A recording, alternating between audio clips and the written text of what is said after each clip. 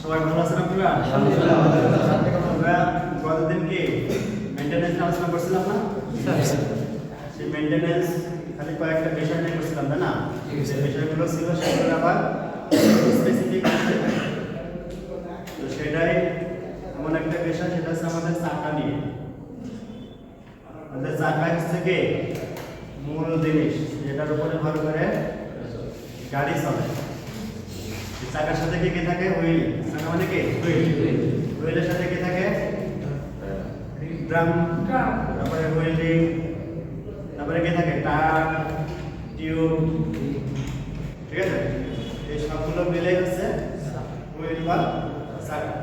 আমাদের গাড়িতে চলমান যতগুলো চাকা থাকে এবং সেগুলো যেগুলো ইমার্জেন্সি সিচুয়েশনে যদি কোনো কি হয়, অকার্যকরী হয়ে যায়, তখন কি একটা অতিরিক্ত চাকা থাকে, সেটাও আমরা কি স্পেয়ার হুইল, ঠিক আছে, বা অতিরিক্ত চাকা। সেই এক্সট্রা যে চাকাটা থাকে সেটাও কি নতুন থাকে, তাই না?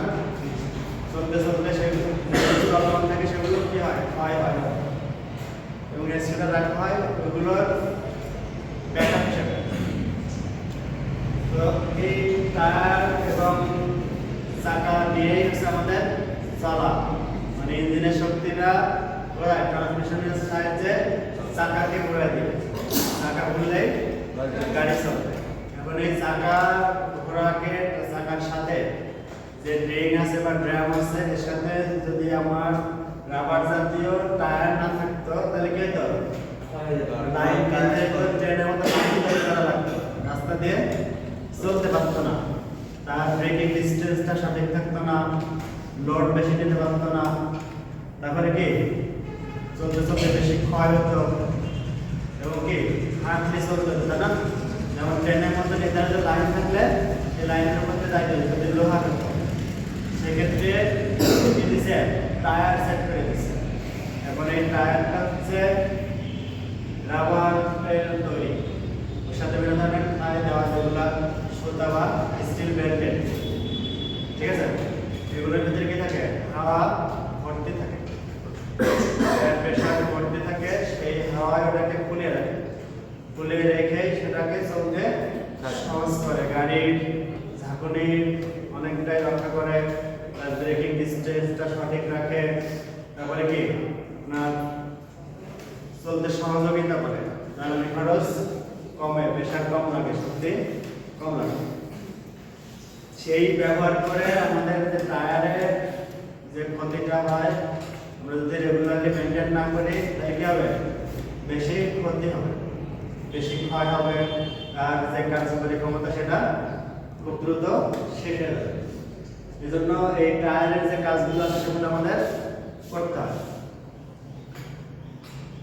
এখানে আছে একটা চাকার সাথে কি দরকার? রক্ষণাবেক্ষণ অত্যধিক গুরুত্বপূর্ণ। এখন এই রক্ষণাবেক্ষণ করতে গেলে আমাদের যে নিয়ম আছে সেটা কত? 30 মাস বা 40,000 কিলোমিটার পর পর পরিবর্তন করা উচিত।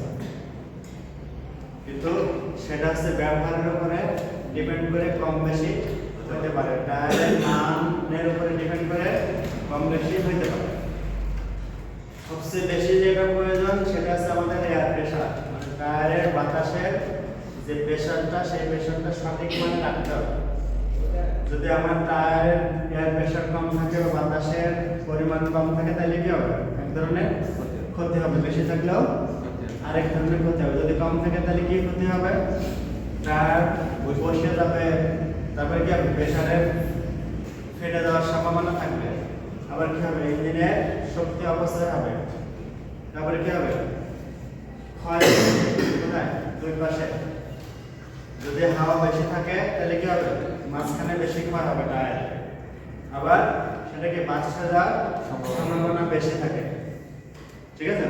তো এইরকম সমস্যাগুলো যাতে আমরা না পড়ে, টায়ার থেকে যাতে দীর্ঘদিন সার্ভিস নেওয়া যায় সেজন্য কি করতে হবে? হাওয়ার প্রেশারটা রেগুলার রাখতে হবে। এখানে দেখেন ছোট গাড়ির বেলায় হালকা যানবাহনের কি সামনের চাকাটা থাকবে 30 psi। psi টা কি? psi হচ্ছে পাউন্ড পার স্কয়ার ইঞ্চি, পাউন্ড পার স্কয়ার ইঞ্চি পিএসআই।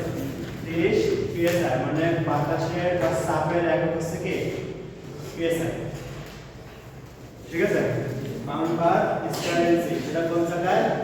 সামনের জায়গায়। তার পিছনের জায়গায় কত? 35 পিএসআই। এর ভিতরে একটা কথা আছে, কথা হচ্ছে পিছনে যখন আমার চাপটি বেশি থাকে তখন কি লোড একটু বেশি থাকে।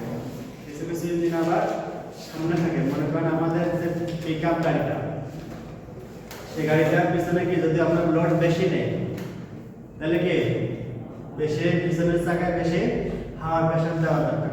যদি আমরা খালি নেই তখন সামনে আমার ইঞ্জিন আছে তাহলে কি করতে হবে? সামনের টায়ারে বেশি দরকার পিছনের। এটা হচ্ছে লোডিং ক্যাপাসিটির উপরে নির্ভর করে। ঠিক আছে, মাঝারি যানবাহনের কত? সামনে 40 পিএসআই, পিছনে 45 পিএসআই। আর ভারী যানবাহনের সামনে আছে 80 পিএসআই, পিছনে আছে 90 পিএসআই।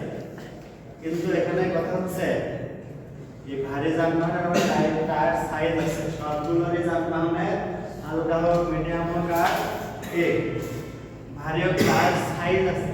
সেই টায়ার সাইজের উপরে ডিপেন্ড করে হাওয়ার প্রেশার দেওয়া হবে। মনে করেন একটা ভারী গাড়ির কিছু আছে টায়ার সাইজ 9.20, আবার কিছু আছে 10.20। কিন্তু এটা চাকার কি ছোট বড় না? ছোট বড় যখন হবে তখন কি কম দিলে হবে, তখন বেশি দিতে হবে। এবং অনেক সময় আমাদের দেশে কি হয়, ওভার লোড নেয় ট্রাকে, যেমন 10 টাকা বা ওই বড় বড় ট্রাকগুলো কি করে ওভার লোড নেয়। তাদের যে ক্যাপাসিটি, সেই ক্যাপাসিটি অনুযায়ী অনেক বেশি লোড নেয়। সেক্ষেত্রে হাওয়ার প্রেশার যদি আপনার নর্মাল লোডিং ক্যাপাসিটির উপরে রাখেন তাহলে বসে যাবে মানুষ। তখন কিন্তু তাহলে হাওয়ার প্রেশারের পরিমাণটা অনেক বেশি দেওয়া লাগে। যেমন 10 টাকা যে ট্রাকগুলো 180 পর্যন্ত হাওয়া দেয় এবং 200ও দেয় অনেক সময়। বুঝা গেছে? যেখানে কত কথা 80 বুঝা গেছে? এই হচ্ছে বিষয়। এর পাশাপাশি হাওয়া তো ঠিক রাখতেই হবে। তারপরে কি করতে হবে? টায়ার রোটেশন করতে হবে। কি করতে হবে? Tyre rotation. কারণ কি টায়ার যখন চলে বাম সাইডে একরকম ক্ষয় হয়, ডান সাইডে একরকম ক্ষয় হয়, সামনের চাকা একরকম ক্ষয় হয়, চাকায় আরেক ধরনের ক্ষয় হয়। যদি একটানা চলতেই থাকে তাহলে কি হবে? চাকা এক জায়গায় ক্ষয় হবে। এক জায়গায় বেশি ক্ষয় হলে কি হবে? সেই জায়গা থেকে নষ্ট হয়ে যাওয়ার সম্ভাবনা থাকে।